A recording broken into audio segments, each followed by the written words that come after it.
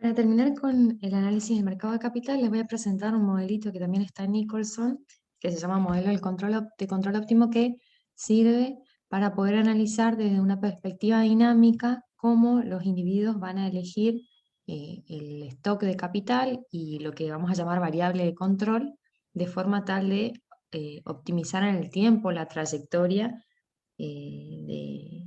o sea, obtener, perdón, una trayectoria intertemporal óptima para el stock de capital. ¿Sí? Entonces vamos a suponer que las variables de interés para nosotros son el acervo del capital, el stock de capital, que lo llamaremos K, y una variable de control C, donde esta variable de control lo que hace es representar cambios en el stock de capital. ¿Sí? Lo pueden pensar en términos de la inversión neta, por ejemplo. ¿Sí? Entonces, una inversión neta que uno haría para aumentar o disminuir el stock de capital, ¿sí? Y ambas variables cambian en el tiempo, tanto el stock de capital como la variable de control. Vamos a suponer que las restricciones del problema son dos. Una, que indica cómo cambia el capital a lo largo del tiempo, ¿sí? Es una regla que indica ese cambio, y donde, fíjense siempre cuando las variables tienen un puntito arriba, hacen referencia a la derivada de esa propia variable respecto al tiempo, es decir, la dinámica de la variable respecto al tiempo. Vamos a suponer que la regla para los cambios en el capital a lo largo del tiempo es que esa dinámica depende del propio stock de capital, depende del valor que asuma esa variable de control y del momento en el tiempo en el cual se evalúe la regla. ¿Sí? Y además las restricciones van a ser una condición de inicio y una condición final para el stock de capital. ¿Sí? Es decir, en este tipo de problemas se suele asumir que el stock de capital inicia con cierto valor, ¿sí? Por ejemplo, el stock de capital que se tiene en ese momento del tiempo, y termina también restringiendo con un valor restringido. Por ejemplo, el capital asume un valor cero, ¿sí? Es decir, se deprecia en su totalidad. Bueno, en principio asumimos una condición de inicio K cerito y una condición final KT. ¿Sí? Bueno, entonces el objetivo de los individuos, ¿cuál va a ser? Siempre pensamos que son individuos racionales y por lo tanto ellos van a buscar maximizar su función de utilidad, donde su utilidad depende del acervo de capital, de la variable de control y del momento del tiempo, y evaluamos, planteamos este problema como un problema dinámico. Por ejemplo, por lo tanto van a buscar maximizar la integral de su función de utilidad desde el momento 0 hasta t, donde t es justamente el momento en el cual el individuo toma la decisión. ¿Sí? Entonces, lo que vamos a hacer para resolver este problema es buscar una trayectoria óptima de tiempo para las variables de interés que son K y C, de forma tal que los valores de esas variables en cada momento del tiempo maximicen la utilidad. Entonces, desde la intuición, primero yendo a la intuición, lo que vamos a hacer es, que es un problema claramente dinámico, lo vamos a convertir en un problema estático a partir de un multiplicador lagrangiano. ¿Sí? Donde este multiplicador lagrangiano, lambda t, lo que hace es representar cuánto cambia la utilidad futura cuando hay cambios marginales en las unidades de capital que posee el individuo. ¿Sí? Es decir, es la derivada de la función de utilidad respecto a k, el multiplicador. ¿Sí? Entonces lo que vamos a hacer a partir de la solución del problema es mostrar cómo este lambda t tendría que cambiar en el tiempo de forma tal que los cambios en el stock de capital siempre sean óptimos en cada momento del tiempo, y además ese valor del capital cumpla con las restricciones que decíamos antes, ¿sí? Tanto la regla de cambios a lo largo del tiempo del capital como las condiciones de inicio y final. Entonces, para hacer el planteo formal, acá tenemos primero la ecuación de lambda t, ¿sí? Que dijimos que es el cambio en la utilidad cuando cambia el capital. Entonces, fíjense que si este es el cambio marginal en la utilidad cuando cambia el capital, el valor total del acervo del capital va a estar dado por este cambio en la utilidad por el stock de capital en el momento del tiempo.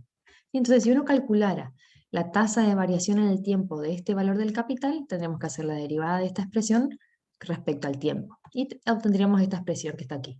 Y ahora si reemplazamos esta derivada y esta derivada por cada una de las variables con un puntito arriba para denotar las derivadas respecto al tiempo, obtendríamos esta expresión, ¿sí? Es decir, el multiplicador por la tasa de cambio del capital en el tiempo más el capital por la tasa de cambio del multiplicador en el tiempo.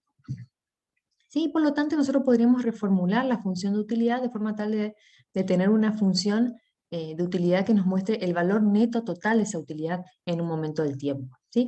Donde esa función va a ser la función de utilidad que teníamos antes más esta tasa de variación en el tiempo del valor del capital, ¿sí? que obtuvimos antes. ¿Sí? Sí, ¿por qué hacemos esto? Porque queremos pasar, digamos, teníamos antes un planteo de una maximización de utilidad, de la integral de la utilidad, ¿sí? Para dar cuenta del problema en términos dinámicos, y pasamos a un problema estático, entonces, teniendo en cuenta cómo varía en el tiempo el valor del capital a partir de esta regla, ¿sí? Y eso lo incluimos en la función de utilidad para pasarlo a un problema estático.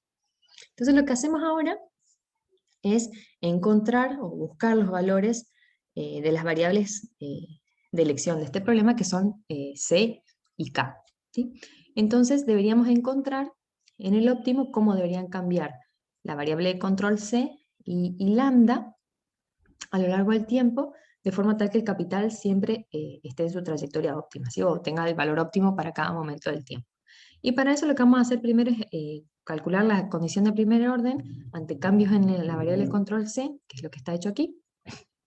Luego vamos a suponer que el capital está en su nivel óptimo y vamos a evaluar cómo debería cambiar el multiplicador de forma tal que el capital se mantenga en su trayectoria. Entonces, volvemos a tomar la función de utilidad neta, digamos, que habíamos planteado antes, calculamos la condición de primer orden respecto a la variable de control y llegamos a esta expresión.